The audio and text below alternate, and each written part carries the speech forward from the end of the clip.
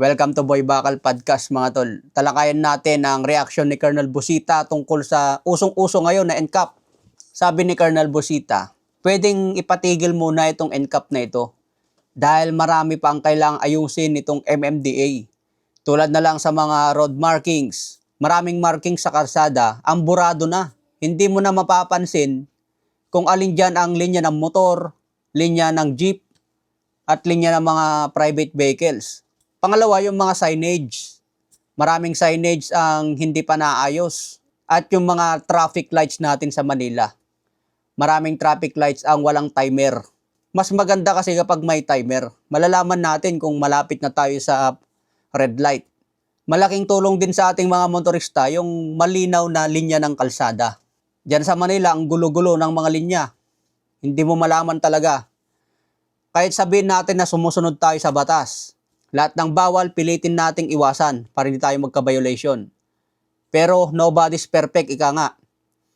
Minsan, magkakaroon ka ng violation na hindi mo namamalayan. Kaya sinabi rin ni Colonel Busita, yung mga maling huli ng MMDA, dapat mabilis din ng process kapag nag-contest ka. Kasi ang nangyayari ngayon, pwede ka ngang mag-contest, pero napakatagal ng process. Sobrang abala sa tao at magastos din. Wala rin kasiguraduhan na yung ginastos mo papuntang Manila, ibabalik kapag mali yung huli sa'yo. Kaya yung iba, pinipili na lang na bayaran yung violation kaysa mag-contest. Kasi mas mabilis pa ang process kapag babayaran mo na lang kumpara sa magko-contest ka pa. Isa pang issue dyan mga tol, kapag nagpairam ka ng sasakyan. Ayon sa memo ng LTO, kapag hiniram yung sasakyan mo, tapos napitikan ng kamera, yung may-ari ng sasakyan ang magkaka-violation. Normal yon kasi sa'yo nakarehistro yung sasakyan. Sinasabi naman doon na pwede ka mag-contest. Magdadala ka lang ng papeles na nagpapatunay na yung araw na yon hindi ikaw ang driver. Pero ang tanong, gaano ito katagal? Kaya ba itong tapusin sa isang araw lang? Kaya sinasabi ni Colonel Busita dapat yung pag-contest ng maling huli, lalong-lalo na kung yung may-ari ng sasakyan hindi siya ang nag-drive, dapat mabilis. Hindi matagal kasi sayang ang oras.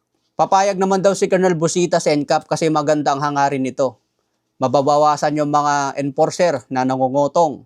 Tapos hindi rin abala sa mga driver at motorista na nagkaka-violation kasi pinapatabi sila eh.